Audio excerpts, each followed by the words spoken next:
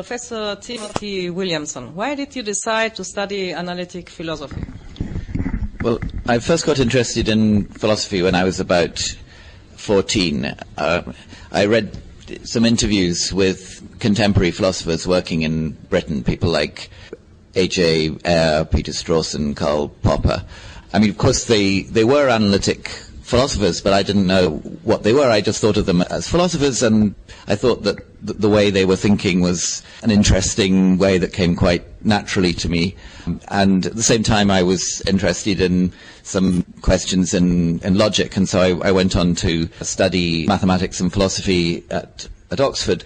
So the philosophy I was studying was predominantly analytic philosophy, but at the time I wasn't aware of having a choice between analytic philosophy and non-analytic philosophy. I just thought I was doing philosophy. And then gradually I became aware that there were these other schools of philosophy in the world that were being studied in other countries. And when I started doing my graduate work, I was curious to see what some of these people were talking about. So I read some Derrida and Foucault and other postmodernist philosophers, and went to meetings of a radical philosophy group that was concerned to discuss their works.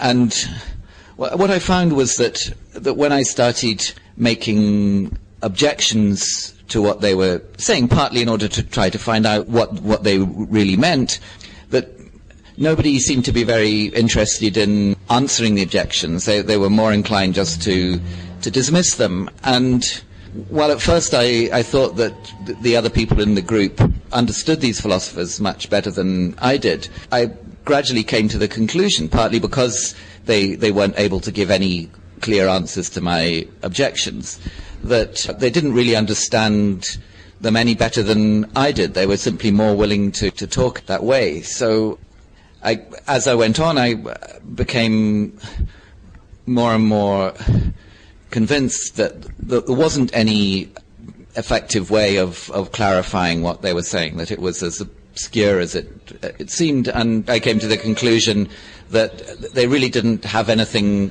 very useful to offer me that would help me to understand the things I wanted to understand. So in that way, at that second stage, once I was aware of the alternative of non-analytic philosophy, when I had a look at it, I found it very unsatisfying.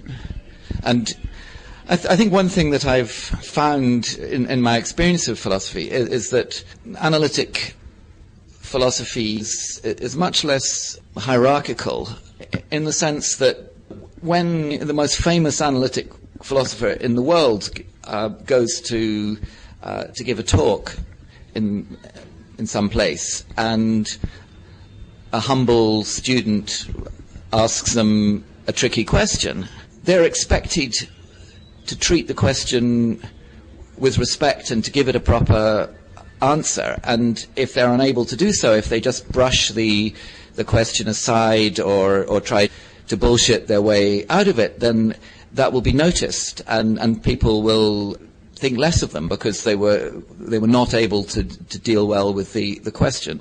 Whereas in my experience, non-analytic philosophers are much more likely to appeal to their authority and simply refuse to answer questions from people that they don't regard as high enough up in the hierarchy to have the right to ask such questions. So that although you hear much more of the rhetoric of liberation within what sometimes called continental philosophy, actually continental philosophy operates in a much more authoritarian way than analytic philosophy does.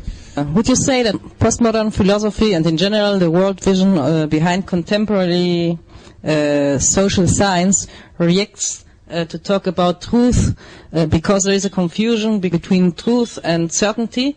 And if you think so, why do you think that it is that way? Well, yes, I think there is such a confusion in a lot of contemporary thinking.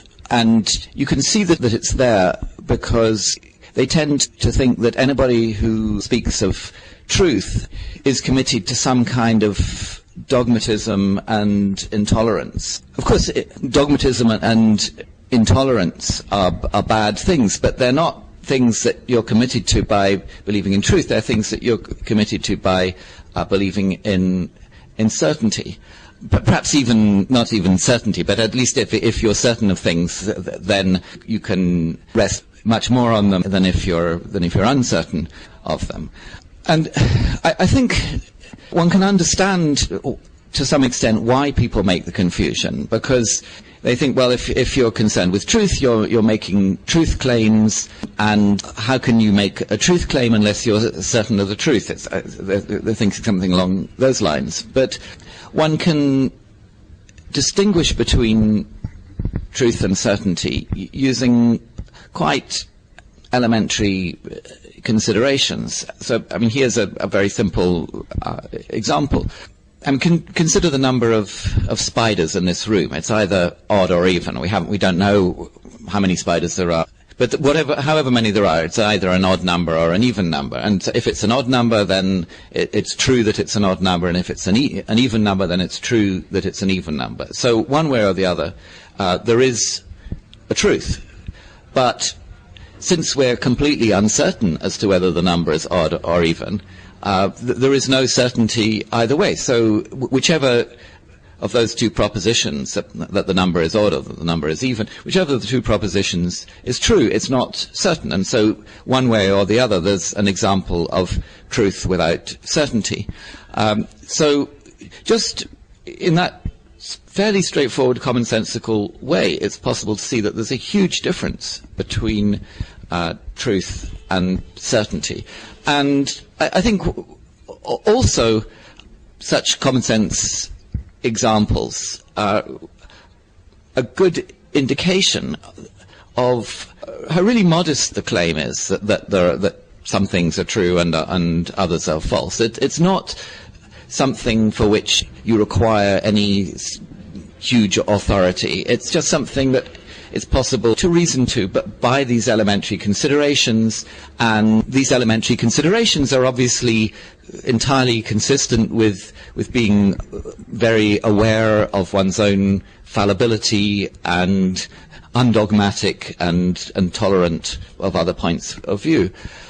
Unfortunately, I think quite a lot of contemporary theoretical discourse proceeds in an atmosphere of pretentious abstraction in which it's considered naive and illegitimate to make these very simple arguments of the kind that I've illustrated. And if somebody does try to make them, they're simply dismissed as not understanding the depth of the issue. And really, that is not because people who are dismissing such objections have any coherent explanation of what's wrong with them.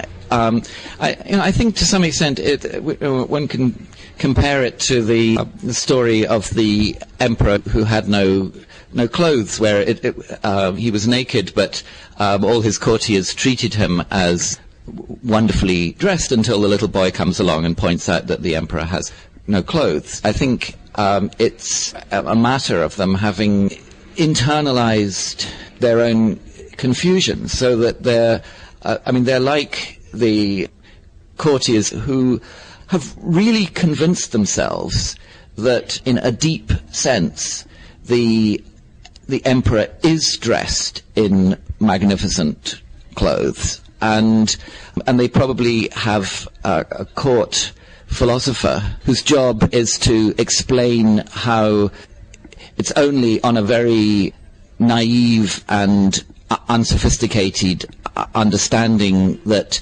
you would suppose that clothes are the kind of thing that that you can see or touch. That in the deep sense of clothes, the emperor is wearing more clothes than anyone else. And unfortunately, once you have a whole community that's emotionally and intellectually and culturally invested in nonsense of that kind, it's very difficult to help it into any kind of clarification. And of course, what will happen in such a community when the little boy says that the emperor has no clothes is that he will be told to shut up and that he hasn't studied enough philosophy, and when he's older he will understand that the emperor has more clothes than anybody else. Thank you.